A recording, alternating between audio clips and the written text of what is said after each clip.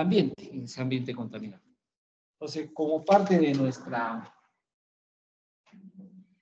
formación, de nuestro estudio, tenemos que saber qué enfermedades pueden relacionarse con la contaminación, ¿no?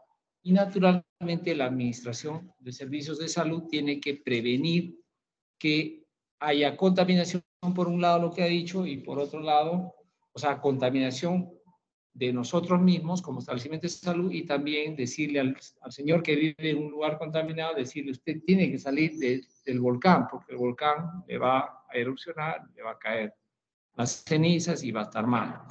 Entonces, las competencias de hoy día valen para la próxima semana también, en el sentido de que van a distinguir, implementar y aplicar los conceptos de la contaminación ambiental y su relación con la salud, ¿no? La contaminación es la alteración nociva del estado natural del ambiente, como consecuencia de la introducción de un agente totalmente ajeno a ese medio, causando inestabilidad, o sea, desequilibrando ese ambiente, ¿no?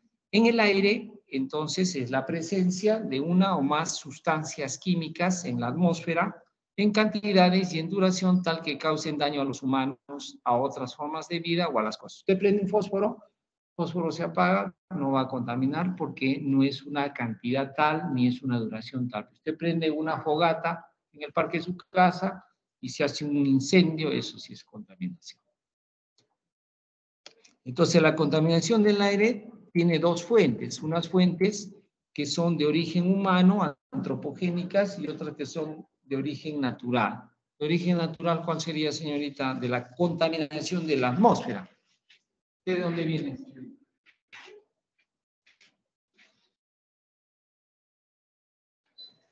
¿De dónde viene? Yo, sí. Ah, yo soy de acá. Ya. ¿Usted de dónde viene? Yo vengo de Puno. ¿Usted? Ya. A ver, de Hilo, de Moquegua, de Luminas. Entonces, el Luminas que contamina, ¿no? Que va a erupcionar de repente. Esa es una contaminación natural, de una fuente fija, porque el Luminas no está moviendo. Pero hay contaminación antropogénica, o sea, del hombre, ¿no? Una fuente de contaminación humana, móvil. ¿Cuál sería, señorita? ¿Qué? Los desechos. No.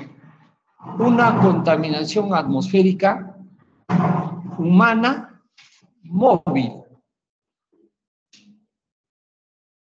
¿Qué ha venido hoy día sentadita? Los vehículos. O sea, los carros contaminan el medio ambiente, son humanos y son móviles. Fija, señorita, una contaminación humana de la atmósfera fija, que no se mueve, humana, o sea, creada por el hombre. ¿Qué contaminación ha sido generada gracias a una obra humana y que está ahí en el sitio? Todos los días va su papá a trabajar. La fábrica, ¿no? Las fábricas. Entonces, estas fuentes de contaminación atmosférica pueden ser, ya hemos dicho, pero generan gases, ¿no? Como el CO, el CO2, nitratos, sulfatos, etcétera, y que normalmente nos alteran el aparato respiratorio, por ejemplo, ¿no? Que no está bien el tema. Entonces, el ser humano se ve afectado por gases tóxicos, por pelusa, por polución, por polvo, por humedad, por olores, por el calor, por el vapor, por la viruta, ¿no? Que contaminan el medio ambiente. Esta contaminación del medio ambiente, o diré mejor de la atmósfera, puede ser interna o externa, es decir, en ambientes internos como en ambientes externos. Si ahorita levanto de repente o quiero poner un piso acá y pegarlo con asbesto, voy a contaminar esta habitación.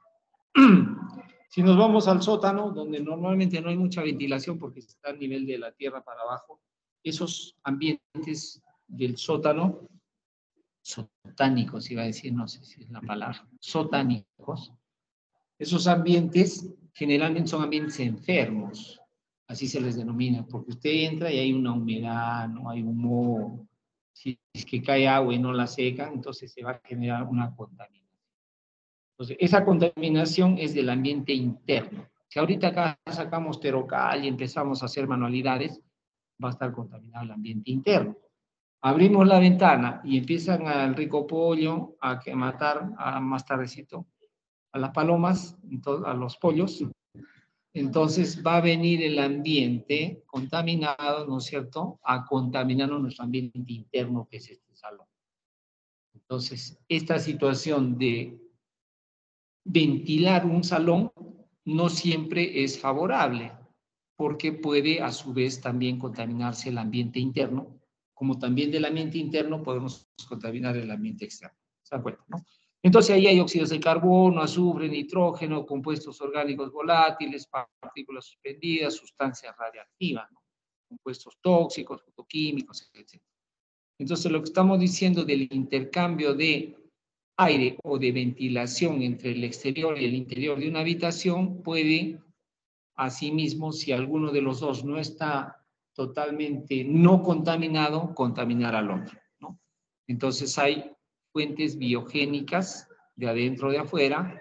Cuando a veces el perrito se queda a dormir en la cocina para que no le haga frío, se levanta en la mañana a poner el café, entonces hay un olorcito a perrito, ¿no? Entonces es una contaminación, entonces usted no debe dormir. Hay gente que duerme con el perro abrazado con el gato, ¿no? Entonces eso hay que evitar. Y después vienen enfermos de la nariz. Entonces también la calefacción, el aire acondicionado, la refrigeración, ¿no? Todas las cuestiones que suceden, las manualidades que se hacen en un ambiente cerrado, etcétera, etcétera, todo puede ser contaminado. También aquí hay emisiones fijas y hay emisiones móviles, ¿no? Si yo meto un carro al garaje, se murió hace tiempo, alguna persona que dejó el motor encendido del garaje. Con el garaje cerrado, se intoxicó, se murió, ¿ya? Entonces, eso puede ocurrir. O sea, hay que tener cuidado. Contaminación por ruido, sonido indeseable, que también afecta a la atmósfera, ¿no? Puede causar daños físicos y mentales, como la pérdida, la hipoacusia neurosensorial, que es irreversible porque daña las células ciliadas del oído. Puede haber cefalea por tensión nerviosa, estrés, neurosis, ¿no? Disminución del flujo sanguíneo, lo cual puede alterar la formación fetal, ¿no? Puede generar también epilepsia, ¿no? Entonces, la contaminación por ruido también existe, también es un problema de salud pública, porque nuestra ciudad no solamente está contaminada de las emisiones automotores, sino contaminada por el ruido que estos vehículos generan. Entonces, de alguna manera se trata de controlar las emisiones sonoras cuando hacemos una clasificación de las áreas en la ciudad. O sea, hay un área de tratamiento especial, un área residencial, comercial o industrial. Entonces, el área industrial durante el día puede tener hasta 80 decibeles de tolerancia de ruido. Sin embargo, el área de una escuela, de un hospital, de una universidad, solamente 50 decibeles de ruido durante el día, y durante la noche 40 decibeles, ¿no? Y así, según el Decreto Supremo 085 del 2003, la PCM determina esos valores como máximo. Finalmente, hablar de la contaminación del agua. La contaminación del agua es un cambio en la calidad, ya sea química, biológica o física, que tiene un efecto además que perjudica a los organismos vivos que están dentro de esa fuente de agua, o hace que esa agua sea inadecuada para los usos que le damos, ¿no? El uso no solamente es la ingesta, sino es limpieza, lavandería, riego, etcétera, que si una agua está contaminada no va a funcionar para lo que queremos, va a malograr, ¿no? Entonces allí se dice que debe haber cero colonias de coliformes por 100 mililitros de agua para beber. O sea, no debe haber patógenos en el agua, ¿no? Debe haber 0 también residuos que demanden oxígeno. Esos son residuos que se descomponen por bacterias aeróbicas, o sea, es la demanda bioquímica de oxígeno. Compuestos químicos inorgánicos hidrosolubles como el plomo, el mercurio, eso no debe haber, porque eso contamina. Eso sucede en una ciudad del norte. ¿En qué ciudad? Una ciudad del norte famosa es porque la ciudad misma está contaminada por plomo, más que todo mercurio, tiene relación con la minería. Una ciudad en el norte. No, más. ¿Cuál? No. ¿Algo han dicho? ¿La Oroya? La Oroya. ¿Ya? Entonces, ¿qué contaminantes hay, no? Hay nutrimentos inorgánicos de las plantas, como nitratos, fosfatos, hidrosolubles, ¿no? Productos químicos orgánicos, como plásticos, petróleo, etcétera, sedimentados o en suspensión, ¿no? Dice que hay una isla del tamaño de Francia, en el Pacífico, me parece, donde full plásticos, ¿no? O sea, usted va, es inmenso los plásticos. Puede ser. El otro día estaba jugando con una pelota en la playa, una pelota de esas pelotas que se llenan para jugar, que no tienen peso. La dejé ahí y vino el viento, se la llevó. Me metí al mar a tratar de sacar, no la alcancé, pues ya me ganó, cada vez iba más, ya yo no podía seguir en pie. O sea, esa pelota debe estar ahí. Y así, pues, esa es una pelota limpia, ¿no? Y las pelotas sucias. Recién la había comprado el día anterior. Ya. Entonces, ¿qué contaminantes hay? Entonces, hay isótopos radioactivos solubles, ¿no? Hay en el agua, como cuando dice que más abajo del puente Grau empiezan a aparecer isótopos radioactivos solubles en el río Chile. Pero antes, no. ¿Por qué será? Contaminación térmica. Disminuye el oxígeno disuelto. O sea, cuando hay mucho calor en el agua caliente, se altera también la vida ahí. O sea, el agua no debe estar caliente.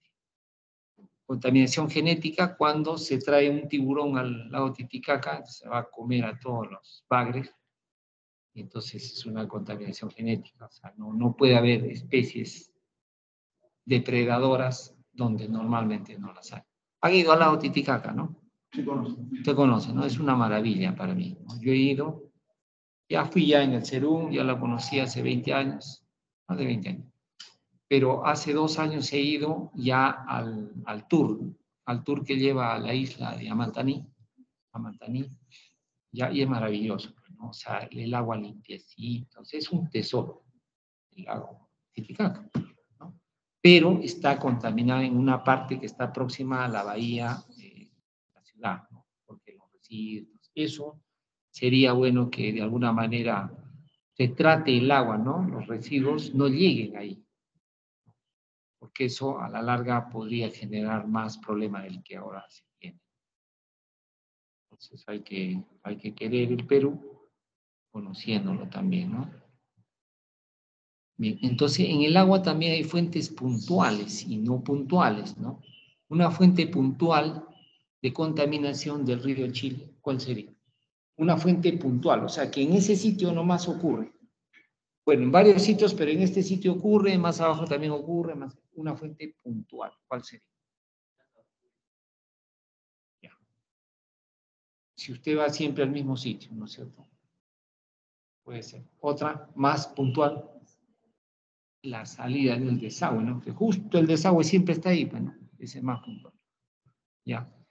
Y una fuente no puntual puede ser lo que dice, ¿no? Que lanzan basura por acá, por allá, en todos sitios. O también una fuente puntual ya no del río, sino de los depósitos de aguas subterráneos. ¿Qué se llaman esos?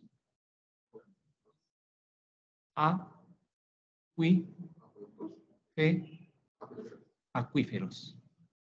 Hay un acuífero grandazo que está bajo Uruguay, que llega hasta Brasil y hasta Argentina. Es un acuífero inmenso. O sea, hay una fuente de agua ahí abajo. Hay otros más, pero es uno de los más grandes.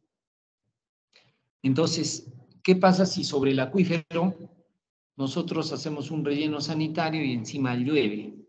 Entonces puede filtrar el agua, lavar, entre comillas, la basura que está arriba y llevarla hacia el acuífero.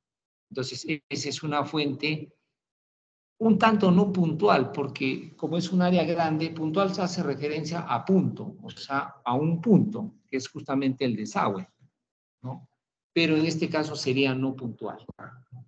Y una contaminación puntual también que sucedió en el océano, en el Golfo de México, me parece que fue, que se volteó un petrolero, ¿no? Hace poco, ¿qué se llamaba el barco? Había un buque que se volteó petrolero. Entonces, no solamente contaminó esa área, ¿no? Sino que además generó que los patillos, o sea, las aves, también sufran. Lo que ha pasado en Lima hace poco, ¿no? Que eso lo hemos vivido hace 8 meses, ¿no? Cuando se ha derramado el petróleo de la compañía Repsol. ¿Repsol? Sí, Repsol. De esa compañía. ¿Ya? Entonces, la contaminación del suelo generalmente aparece al producirse una ruptura de tanques de almacenamiento subterráneo, como en una gasolinera, ante un temblor, o después de un temblor, ¿no? Aplicación de pesticidas, que eso sucede, ¿no? Filtraciones de rellenos sanitarios, que ya hemos dicho, o de acumulación directa de productos industriales, ¿no? La cual produce una baja en el medio ambiente, ya que esos suelos son infértiles, o sea, ya no va a retoñar esa flor, ¿no? O sea, ya se mueren las plantitas ahí. Aparte que tampoco usted va a poder irse a echar a la playa cuando está pues, contaminado. Un suelo se puede degradar al acumularse en sustancias a unos niveles tales que repercutan negativamente en su comportamiento. Su comportamiento en relación a que básicamente no va a ser un suelo fértil ni va a permitir que los seres vivos podamos habitar ahí. O sea, no va a haber animales que van a poder residir ahí, aparte que los que ya han muerto ahí, ¿no?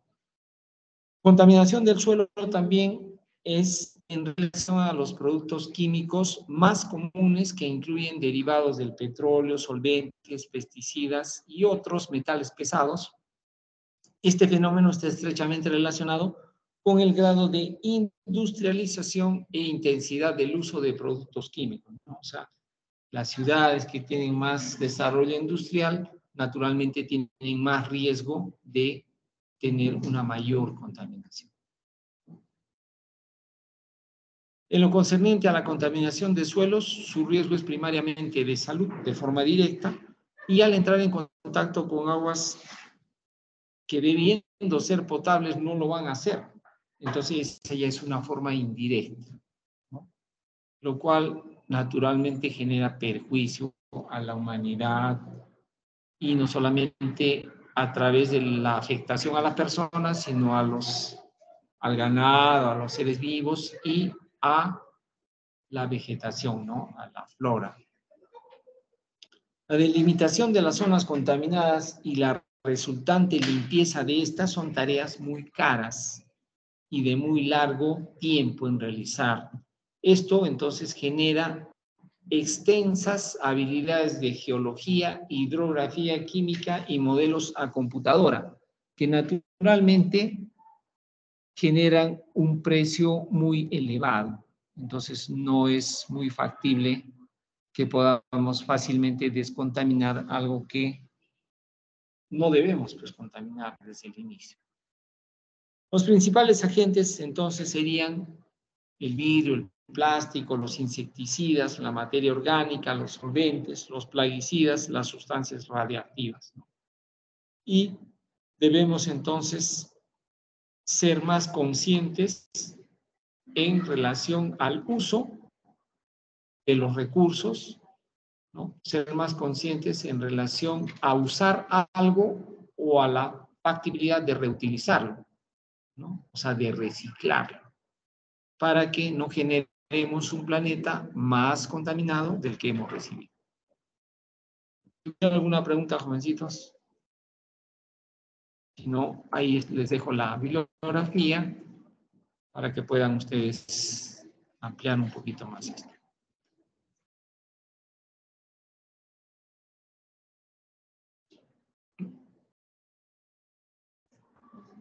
Ya, si no hay preguntas, entonces nos despedimos, jovencitos, hasta la próxima semana.